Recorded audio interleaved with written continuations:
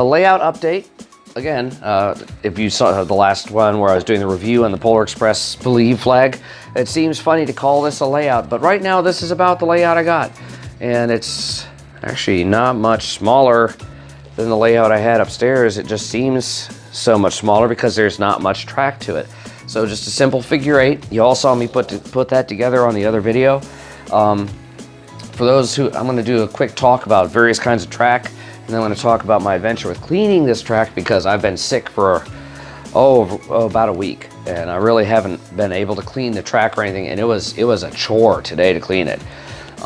So, first thing is, of course, is the tree was taken down. And so that requires a lot more cleaning just because the trains were taken off the train track and then they were put back on the train track. Now, in the course of getting the trains on the track and getting them running again, I had several shorts. And when you get a short on your track, it usually will leave a black spot on the track. And then, you know, what I'll do is I'll put a few drops of the track cleaner on there, and I'll run the trains for about 10 minutes and kind of keep applying track cleaner and wiping it up. And what ends up happening with that is that right now I can't run the trains while I'm doing this because the only one I've got that's on a remote right now is the Polar Express, and I'm about to put that away. And I'm gonna put some batteries in the Mikados, but right now I'm using my phone to record this because I don't have a camera. And kind of like when I first started my YouTube thing several years ago, not much came of that, but I'll talk about lessons learned from that shortly. That will be very informative, and I really highly recommend you watch the old videos of my old layouts and learn from what worked and what did not. All right, so we'll talk about the cleaning process more on another video. Right now, remember, comment, like, subscribe. It helps us, keeps us going, and maybe someday, you know, if I get enough followers, it will help me keep this video going. Not so much through monetization, because I'm pretty sure I'll make a whole, you know, enough money to buy some track, maybe, you know, a couple of railroad bridges at some point, which would be amazing. But the most important thing is that maybe perhaps Williams will start sending me trains to review, and MTH will start sending me trains to review, and maybe Lionel will send me trains to review. And if they do that, then you'll have help support this video challenge just by helping me to get new trains. So let's talk about the kinds of tracks. I never did talk about that when I was talking about what it takes to make the figure 8. The figure 8, of course, is, you know, the most popular. So one of the things I did is in the past couple of days while I'm waiting to have a layout, because, you know, you can only watch a train go round and round and round and round and round for a while before you start getting a little bored with it. So what I've done is I have run both these trains at the same time. So as the train goes around, guess what happens? The Polar Express will get to about here, right about the time the Mikado gets there. So once the Mikado gets there, hang on, I'm gonna move the camera. Sunlight's coming in. Here we go. All right. Once the Polar Express gets there, you know, now I have to either slow down the Mikado or speed up the Polar Express. I'll tell you from a couple of mistakes, it's a lot easier to slow down the Mikado or stop the Mikado than it is the Polar Express, because you've got all of the train cars. So, and you know, I had a few accidental bumps and strikes of the trains running into each other going around this layout, and so that actually made for some very interesting train running. I can see I still need to clean this track a lot better. So let's talk about what you have here. We have here the first, well, the sunlight's making this difficult today. The first piece we have here, of course, is we have several sections of straight track that terminate into this crossover.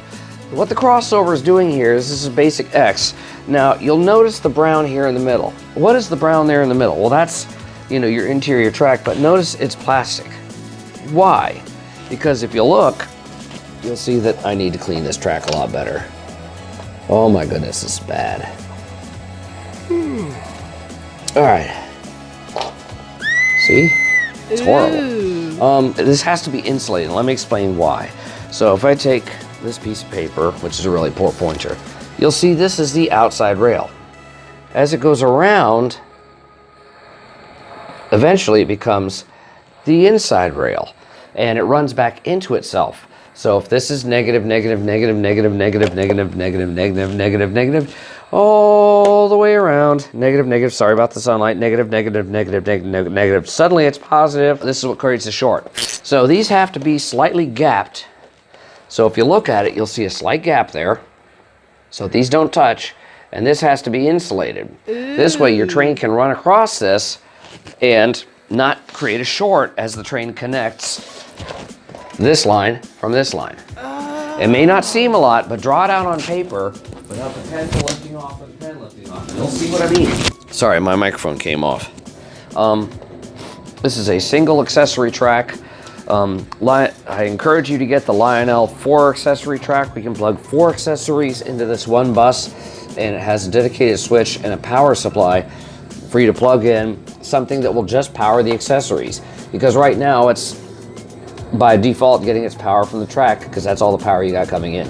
I really don't have any good power on this right now. It's just a simple wall wart. As you turn on your accessories, it will create drag and pull on the track power, and your trains will slow every time a turnout switch closes or such like that. And we'll talk about that more. I talked about that a little on the last video. Make sure you watch that. Oh my goodness, this track is dirty. I still need to do a serious cleaning job. Anyway, all right, moving right along. The next thing we have is a curved piece. To get the figure 8, you need 1, 2, 3, 4 curved pieces. Those connect into your straight pieces, which go across the crossover. Remember, like, subscribe, comment. It might get me trained someday. And the last thing, of course, is over here. You'll notice the incredibly untidy cord right there. That is the actual plug, and that is what the wall wart it's plugged into right there. And all it is very simple. Power comes out of the wall there, goes into the track there. The wall wart actually converts it over to the 14 volts, and then that connects the power. It's not the optimal way to do the layout. We'll talk about that later on, and that's why as you go over and you move into the Legacy, and I'll be moving into the Legacy, you're looking at $400 for a Legacy, hoping to pick it up still on sale. And power bricks are almost as much money, so you're looking at a couple $100 for a couple of power bricks. So this is the game I have to play. So what I'm going to do now is going to stop for now. We're going to move on to the next part, which is me putting away the Polar Express and getting this thing ready to run my Santa Fe and the Mikado, and I might even go ahead and bring down some freight cars and hook that up. All right, thanks. See you next time. All right, we are back and louder than ever. All stop. Go forward.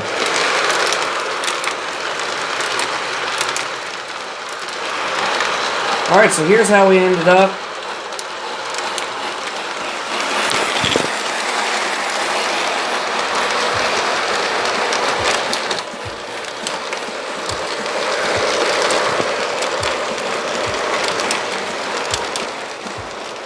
Seems to work a little better, but I'm kind of missing that last car.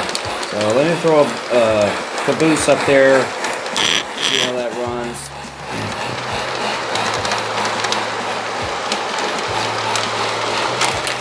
What do you think?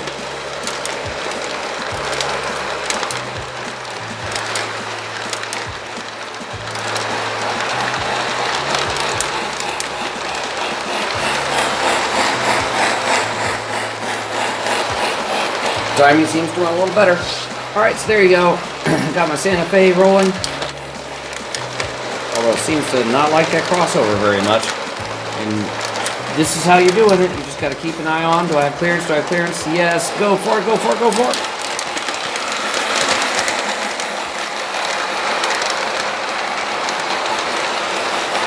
Now I got to keep an eye on my speed as I'm coming through the throat. Be prepared to come to a complete stop if I have to. That's good. Oh, just barely cleared. So you got to know your engines now. Right. Now I know that my Super Chief accelerates a lot faster than does the Mikado. So every now and then I got to apply a little getaway speed or so to get this thing rolling.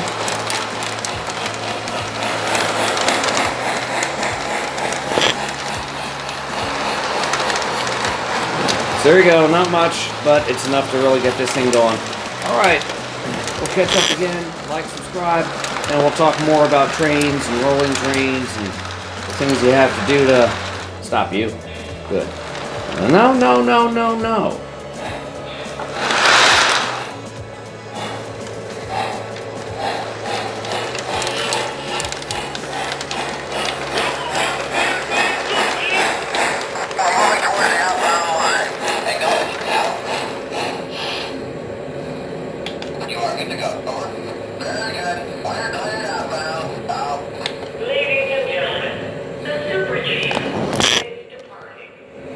Well, there you go. Well, that was fun. That was a good day's run. So, got to get all this copied to the upstairs computer and get this heading. All right, remember, like, subscribe, comment. Tell me if you thought I had the concepts too short, too long. Comments are always great. And we'll talk to you later. Bye.